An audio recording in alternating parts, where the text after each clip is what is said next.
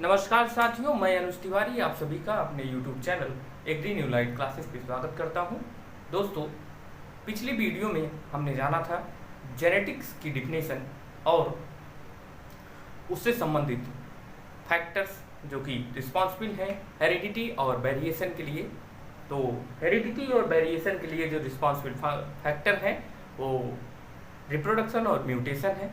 फिर हमने जाना कि म्यूटेशन से डिफरेंट वेरिएशन काज होता है।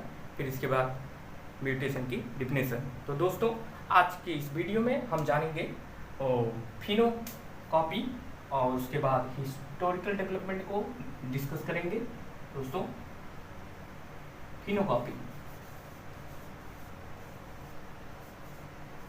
फिनोकॉपी क्या होता है? दोस्तों, when same phenotypes are produced by two different genotype and different environment.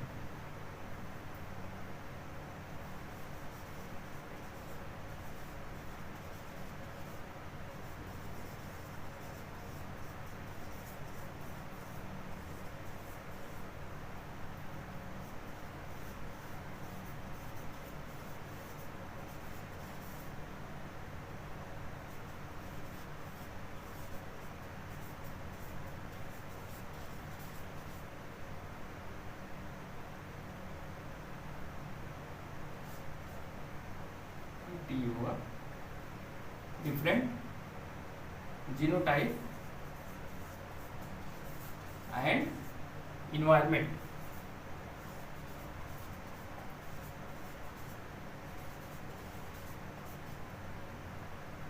दोस्तों, फिनोकॉपी किसे कहते हैं?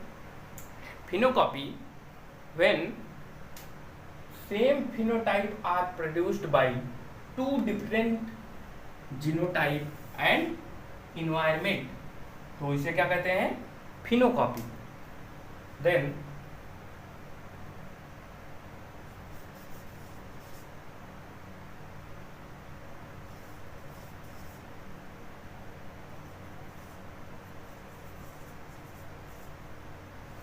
Copy of other.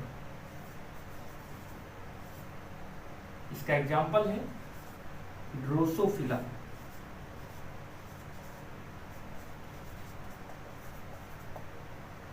दोस्तों, नेक्स्ट पॉइंट की बात करते हैं। जीन, जीनोटाइप,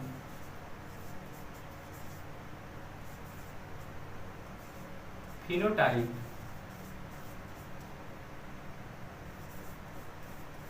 टर्म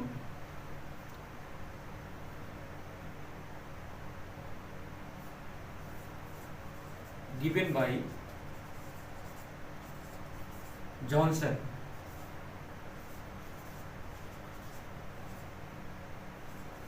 दोस्तों, gene, genotype, phenotype term Johnson के द्वारा दिया गया। ये सारे पॉइंट इंपॉर्टेंट हैं, एग्जाम पॉइंट ऑफ व्यू से, तो इसको आप नोट करते हुए चलिएगा। नेक्स्ट पॉइंट, बात करें जीन की डिफिनेशन की। तो जीन की जो सिंपल डिफिनेशन आप कह सकते हैं कि gene is the fragment of DNA, fragment of DNA.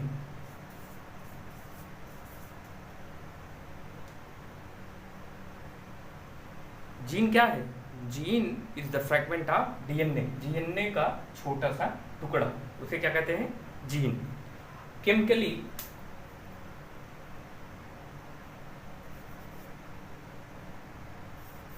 Chemical रूप से अगर देखें तो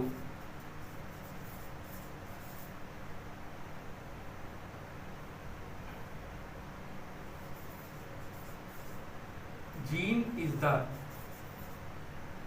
part of DNA that controls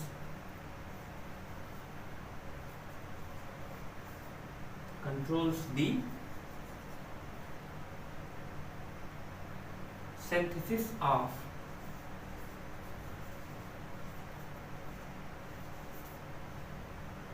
enzyme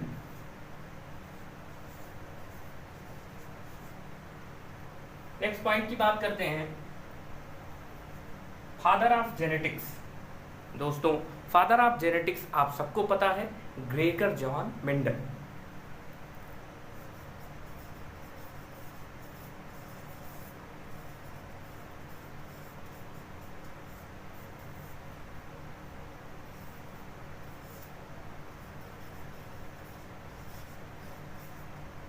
Mendel इन्होंने किस पर एक्सपेरिमेंट किया है? मटर पर, और मटर पर एक्सपेरिमेंट किया है and he hit the two laws given by Mendel.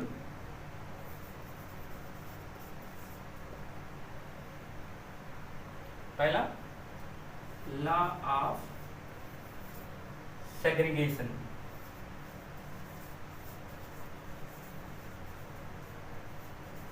और दूसरे इसे क्या कहते हैं?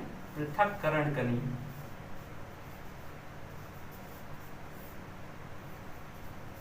का नियम। दूसरा, लॉ ऑफ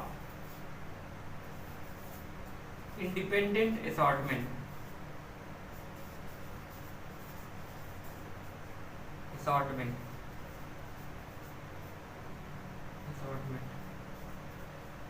तो दोस्तों इसे क्या कहते हैं?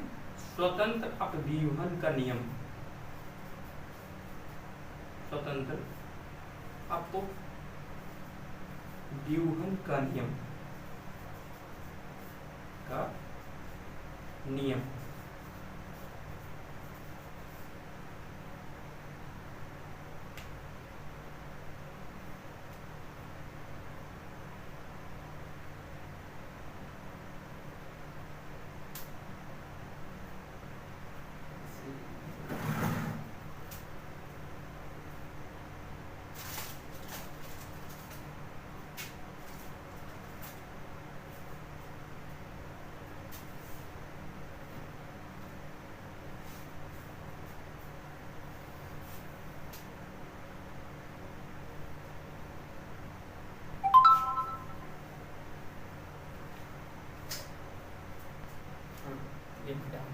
मिटाने के लिए तो इसको आप नोट कर लिए होंगे।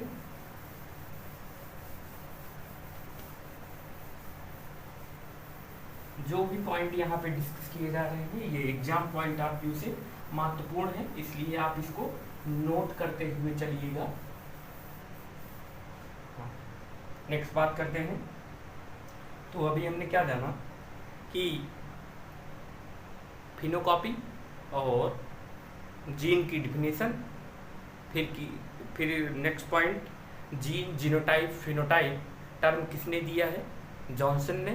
फिर हमने जाना कि फादर ऑफ जेनेटिक्स कौन है? तो father of genetics Gregor John Mendel. इन्होंने 2 नियम दिया है, लॉ ऑफ सेग्रीगेशन जिसे पृथक्करण का नियम, और लॉ ऑफ इंडिपेंडेंट असॉर्टमेंट जिसे स्वतंत्र अपव्यूहन का नियम कहा जाता है। दोस्तों इन सभी नियमों को हम आगे के लेक्चर में डिटेल में जानेंगे। इस लेक्चर का पर्पज आपको हिस्टोरिकल डेवलपमेंट ऑफ जेनेटिक्स को बताना है। नेक्स्ट बात करते हैं कि रीडिस्कवरी ऑफ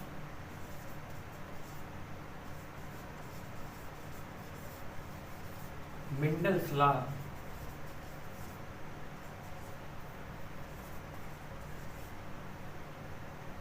बाय जो मेंडल ने नियम दिया उसकी डिस्कवरी 1900 में, सन की बात करें तो 1900 होगा, इसको आप लोग नोट करिएगा। उन 3 वैज्ञानिक का नाम कार्ल कॉरेंस,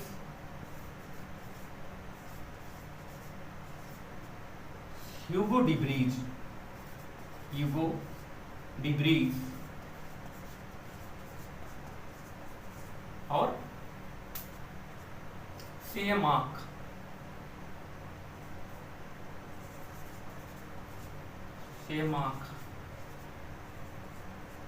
तो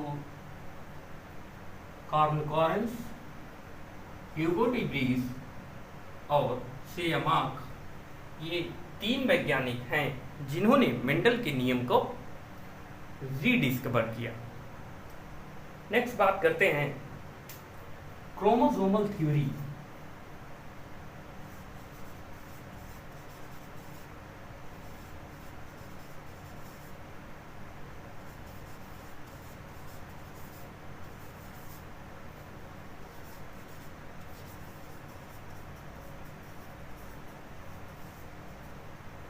तो क्रोमोसोमल थ्योरी ऑफ इनहेरिटेंस दिया गया है सटन एंड बोबेरी के द्वारा। सटन एंड बोबेरी के द्वारा। इनके अनुसार अकॉर्डिंग टू दिस थ्योरी,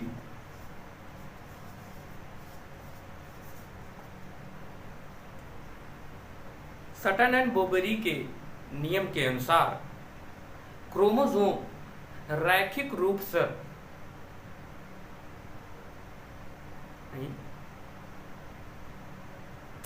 इसकी डिफिनेशन है genes are linearly arranged on chromosome. Definition होगा genes are linearly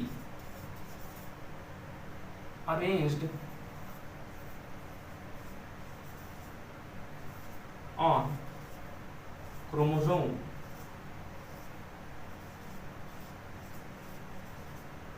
It means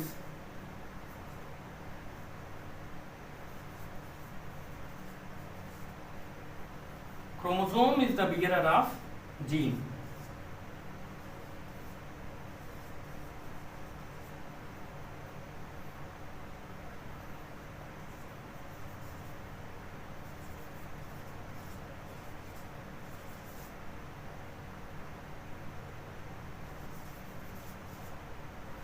And gene is the passenger of chromosome. Gene is the passenger of chromosome. दोस्तों, Sutton and Boveri ने chromosomal theory दिया और इनके नियम के अनुसार genes are linearly arranged on chromosome. जो जीन होते हैं वो रैखिक रूप से क्रोमोसोम पर व्यवस्थित रहते हैं। इसका तात्पर्य कि क्रोमोसोम जीन को पहनने वाला है। Next point, gene is the passenger of chromosome. Gene जो है एक यात्री की तरीके से क्रोमोसोम पर बैठता है। दोस्तों, बात करें जीन की form, alternative form of gene, alternative form of gene is called as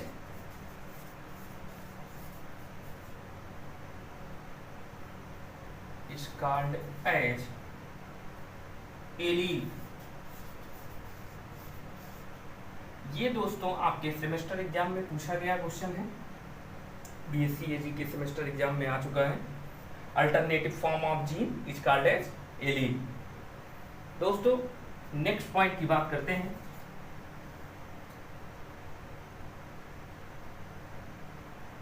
genetic code.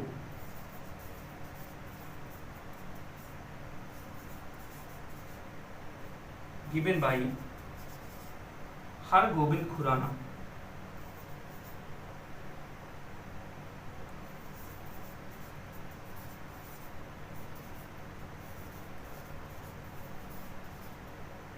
Next point की बात करते हैं दोस्तों, वन जीन वन एंजाइम।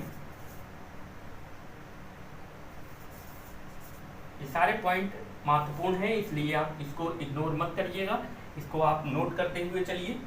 आप सभी one gene one enzyme concept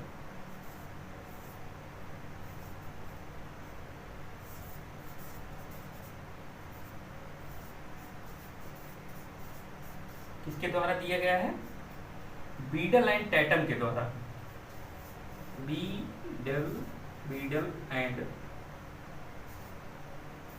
Tatum, Tatum, in 1943 while working on Neurospora fungus.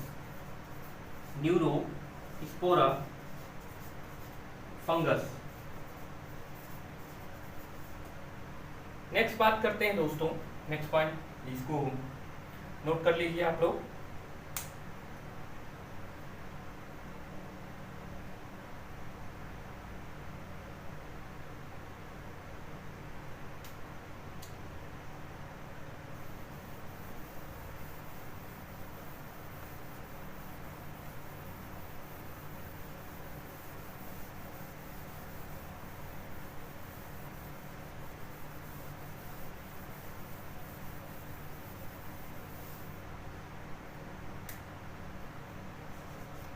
Next जो important है, gene for gene concept, gene for gene concept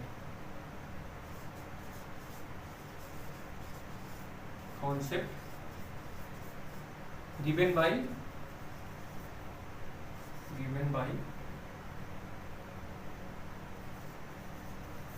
floor.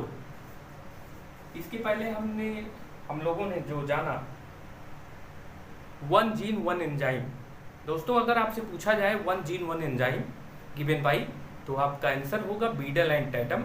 वहीं पर अगर बात की जाए जीन फॉर जीन कॉन्सेप्ट की, तो आपका आंसर होगा floor.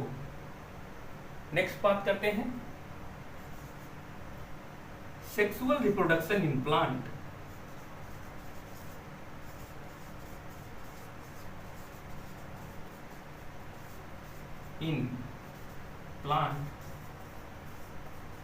given by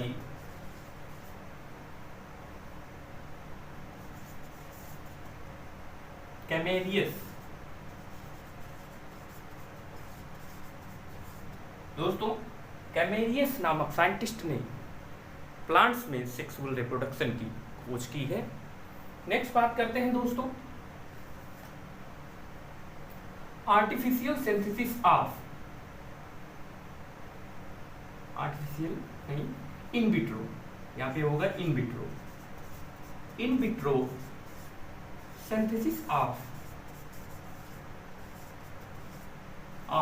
DNA by Kornberg. ये सभी साइंटिस्ट के नेम हैं दोस्तों। नेक्स्ट बात करते हैं एवरी एंड मैक्लियॉड,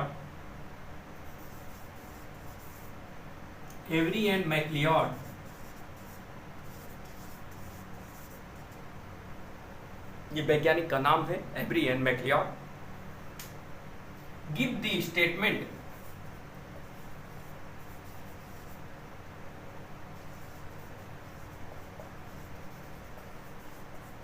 क्या स्टेटमेंट दिए? DNA is a genetic material.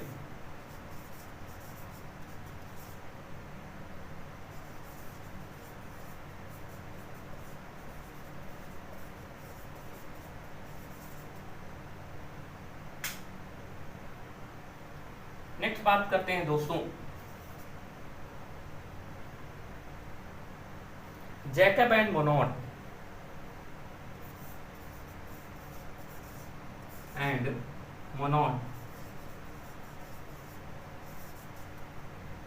इन्होंने बताया ऑपरेंट कॉन्सेप्ट।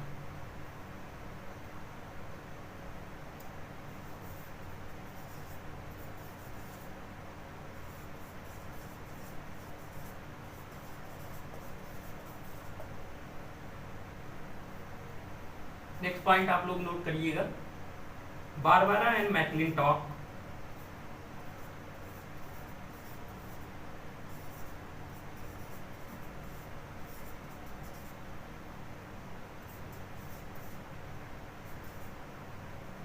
discovered the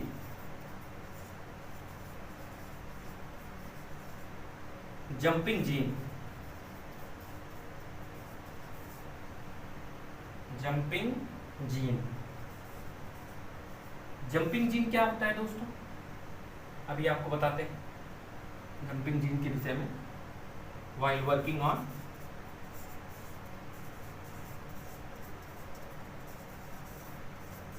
मेज।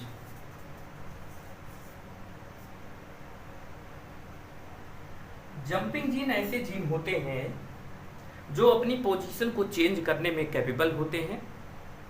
चेंज देयर पोजीशन मतलब एक स्थान से दूसरे मतलब एक क्रोमोसोम से दूसरे क्रोमोसोम पे जंप कर जाते हैं, इनकी ये कैपेबिलिटी होती है जंपिंग जीन की। और ये जो जंपिंग जीन है इसको इन्होंने मेष पर काम करने के दौरान खोजा।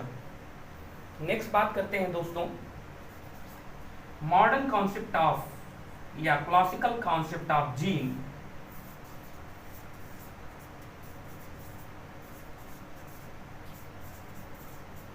Concept of gene given by Benger।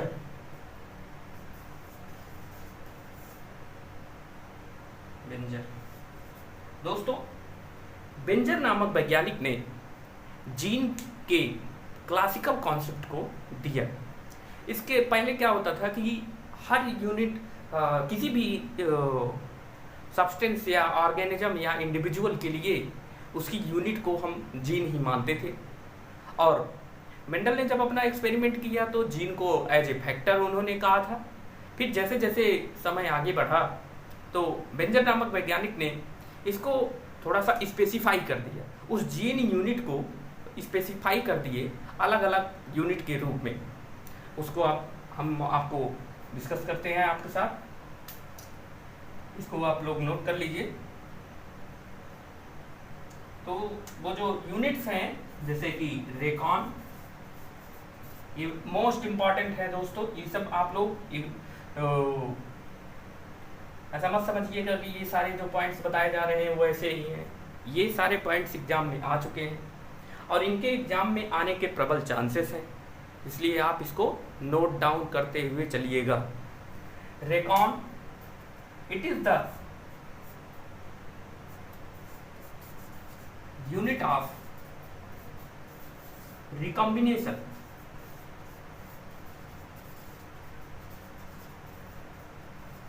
Recombination दोस्तों एग्जाम में आपसे डायरेक्टली क्वेश्चन पुट अप हो सकता है कि what is the unit of recombination, तो आपका आंसर होगा रिकॉन। ऐसे ही यूनिट है म्यूटॉन। म्यूटॉन is the basic unit of mutation. It is the unit of mutation. Next बात करते हैं nephron.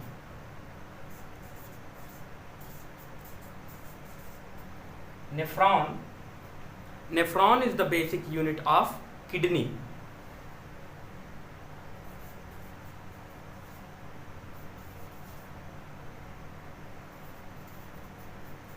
Unit of kidney.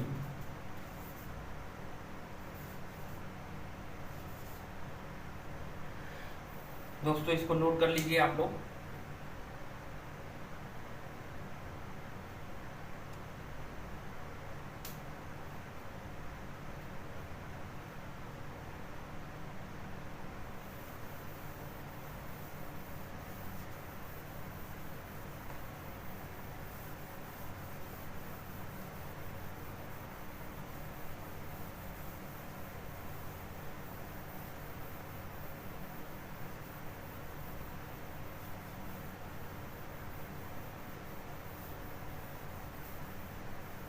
Next बात करते हैं, अभी हम लोगों ने क्या जाना कि classical concept of gene.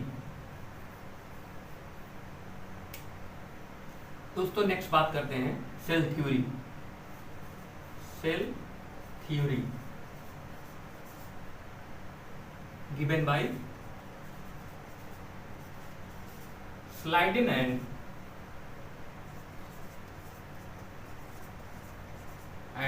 Swan। इनके अनुसार cell is the functional and structural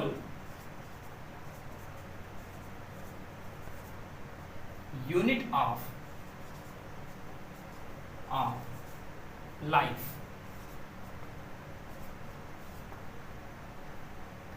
Schleiden and Swan के द्वारा सेल थ्योरी दिया गया।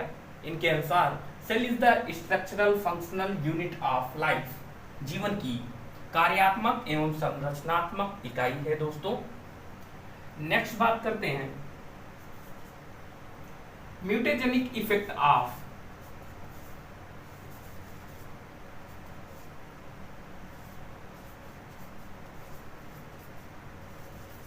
एक्स रेज गिवन बाय, इसके द्वारा दिए गए हैं म्यूटेजेनिक इफेक्ट मूलर के द्वारा इन 1927। दोस्तों ये जो एक्स रेज है एक टाइप का आयन, ये फिजिकल म्यूटेजन है, फिजिकल आयोनाइजिंग म्यूटेजन है, क्योंकि इसमें आयन्स हैं, आयोनाइजिंग म्यूटेजन है।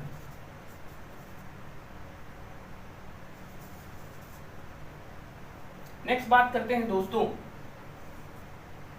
Inborn error in metabolism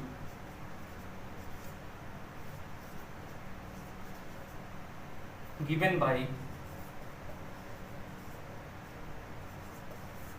गैरोड। Next point note करिएगा। जैसे देखिए क्रोमोसोम दो टाइप के होते हैं, एक होता है एलो क्रोमोसोम और एक होता है ऑटो क्रोमोसोम। अगर बात करें क्रोमोसोम की टाइप की, क्रोमोसोम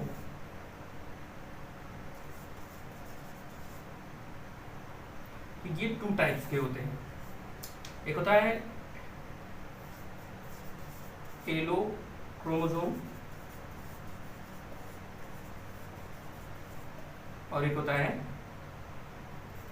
ऑटो क्रोमोसोम।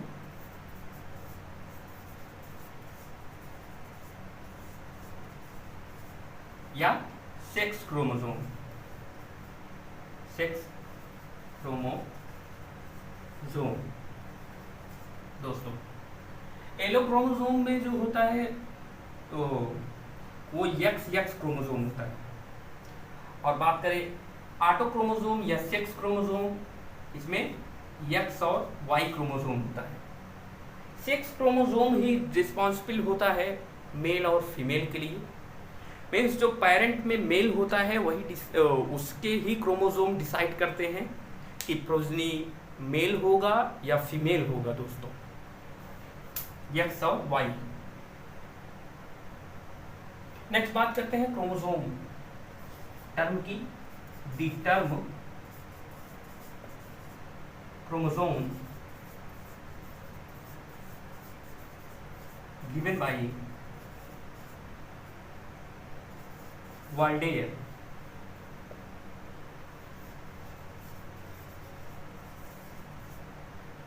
इन 1888, 1888। और डिस्कवरी की बात करें, discovery of chromosome by Strasburger.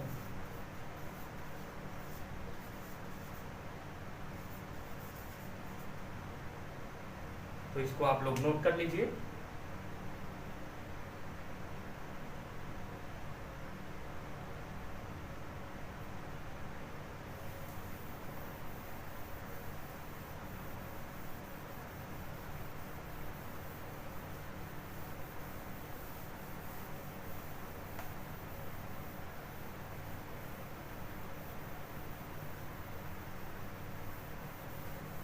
Next बात करते हैं, अब यहाँ से आपको जेनेटिक्स के इतिहास और जेनेटिक्स के कैसे डेवलपमेंट हुआ इसके विषय में अभी तक जो हमने जाना हम लोगों ने, तो वो सारे पॉइंट्स थे जो आपको जानना आवश्यक था। अब हम जानेंगे कैसे जेनेटिक्स का उदय हुआ, शुरू में क्या थ्योरी थी और कौन कौन से वैज्ञानिकों ने अपना योगदान दिया।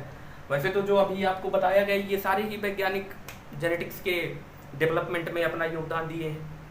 फिर कुछ ऐसी थ्योरी है जो कि ये साक्ष्य बताता है जेनेटिक्स के इतिहास के विषय में। तो दोस्तों, पहली जो थ्योरी है,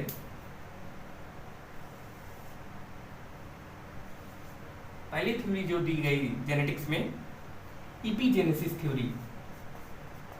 इपीजेनेसिस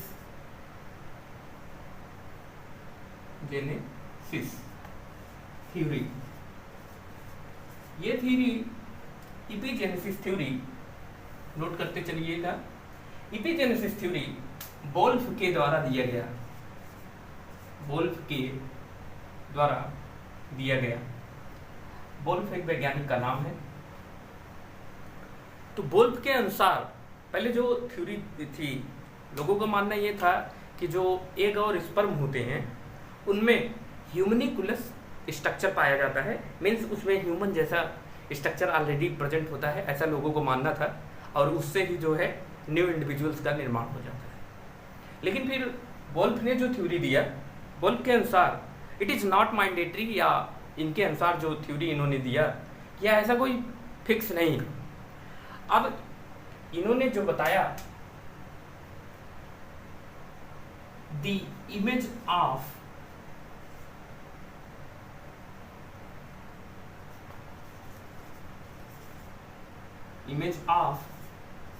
होमनिकुलस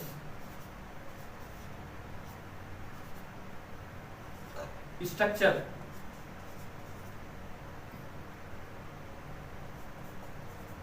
मीन्स, इसको आप समझ सकते हैं होमनिकुलस स्ट्रक्चर मतलब ऐसा समझ सकते हैं छोटा मानो, मिनिएचर फॉर्म ऑफ इंडिविजुअल मानो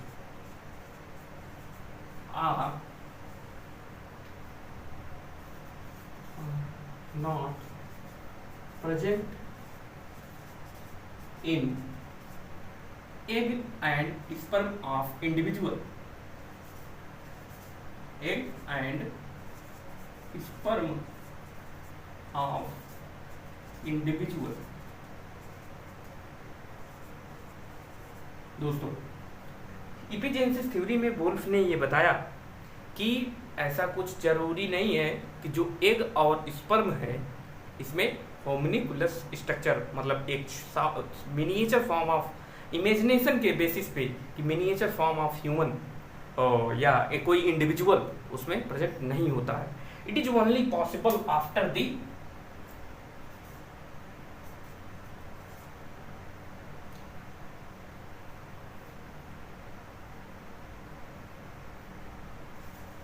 only possible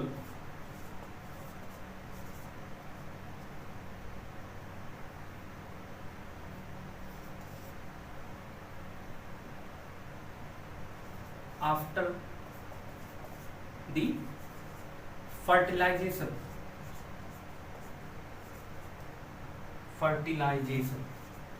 दोस्तों, जब एग और स्पर्म फर्टिलाइज होते हैं तो उससे बनने वाला जो गैमिट है, एक्चुअल में उस गैमिट के पास वो होमनिकुलस स्ट्रक्चर प्रेजेंट होता है। दोस्तों,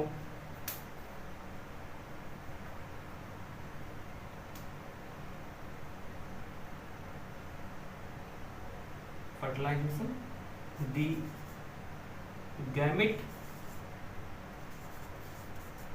हैज ability to produce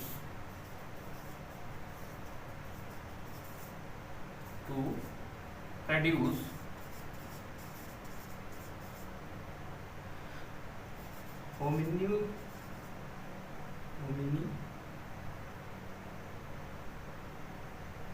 यहाँ पे ये हो होगा homini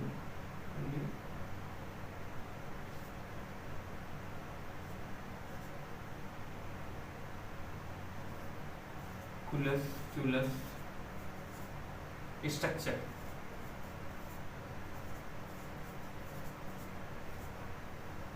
नेक्स्ट बात करते हैं दोस्तों पैनजेनेसिस theory.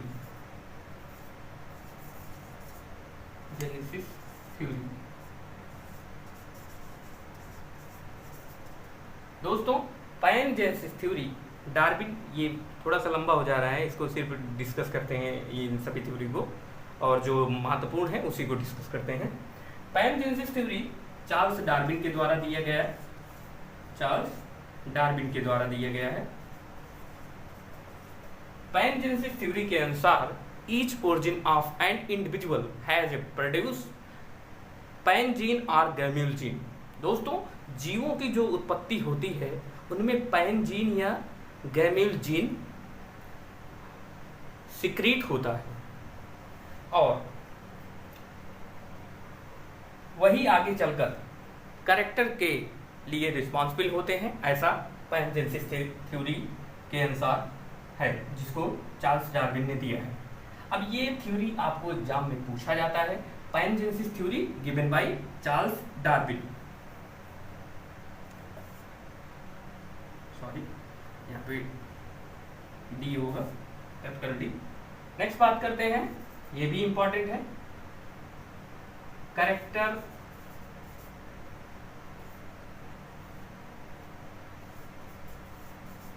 acquired by QUIRED, acquired by individual।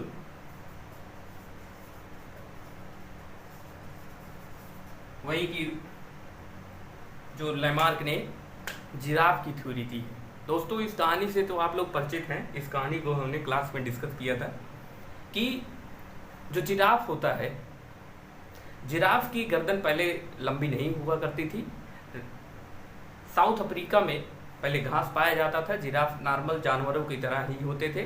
हुआ क्या कि रेगिस्तान में मरुस्थल बन जाने के कारण वहाँ की घासें ऊंची हो गई और वो जो जिराफ है वो अपनी गर्दन को उचक उचक कर खाने के प्रयास किया, नीचे से ऊपर की तरफ जाकर घास को खाने लगा। और हुआ क्या कि 5 से 7 पीढ़ी में वो चीज़ उसमें एक परमानेंट कैरेक्टर के रूप में डेवलप हो गई, ऐसा इनका मानना था लेमार्क का। और उनकी अब लेकिन ये सब जो पैनजेनेसिस और ये character acquired by individual bye Lamarck, इन्होंने जो थ्योरी दिया है, इन सब के पास कोई साइंटिफिक बेस नहीं था। ये लोग मतलब बातों को तो कह रहे थे, वही सब बताने की कोशिश कर रहे थे जो मॉडर्न कॉन्सेप्ट में है, लेकिन ये प्रूफ नहीं कर पा रहे थे। अब जैसे कि ये जो पैनजेनेसिस थ्योरी दी है, अब इसमें कई बार ऐसा थ्योरी, इन लोगों की थ्योरी के अनुसार ये भी है कि जैसे कि कोई पहलवान का लड़का है, वो पहलवान बन जाएगा, मतलब उसकी आने वाली जनरेशन। अब ऐसा कोई ज़रूरी तो है नहीं, एक पहलवान का लड़का IAS बन सकता है, डॉक्टर बन सकता है और पहलवान भी बन सकता है, तो ऐसा कोई फिक्स नहीं है कि वो क्या बनेगा। फिर एक थ्योरी और है, उसको आप लोग नोट करिए, इंपॉर्टेंट है, concept of natural selection.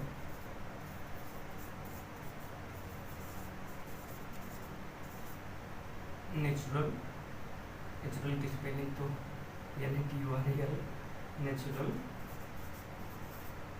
Selection, इसको भी चार्ल्स डार्विन ने दिया है, चार्ल्स डार्विन। अब जो नेचुरल सिलेक्शन, प्राकृतिक चयनवाद, दोस्तों इसके नाम से ही आप लोग समझ रहे हैं इस थ्योरी को, प्राकृतिक चयनवाद। Most survival fittest individual while rest are eliminate. बात करें वातावरण की, उसमें वो जीव जंतु बचे रहेंगे या रहेंगे जिनमें एडॉप्टेशन की कैपेबिलिटी होगी। इंडिविजुअल वही सर्वाइव कर सकते हैं जिनमें एडॉप्टेशन की कैपेबिलिटी है, ऐसा कॉन्सेप्ट ऑफ नेचुरल सिलेक्शन के द्वारा चार्ल्स डार्विन ने बताया। अब ये जो तीनों थ्योरियां हैं, epigenesis theory, pangenesis theory, character acquired by individual, concept of natural selection, इन सभी थ्योरी के पास कोई भी साइंटिफिक प्रूवन नहीं था। इसलिए इनकी थ्योरी समय के साथ वैज्ञानिकों के द्वारा रिजेक्ट कर दिया गया। स्पेशली लेमार्क की थ्योरी फेल हो गई थी। नेक्स्ट बात करते हैं, ये जो पैनजेनेसिस और कॉन्सेप्ट ऑफ नेचुरल सिलेक्शन कुछ हद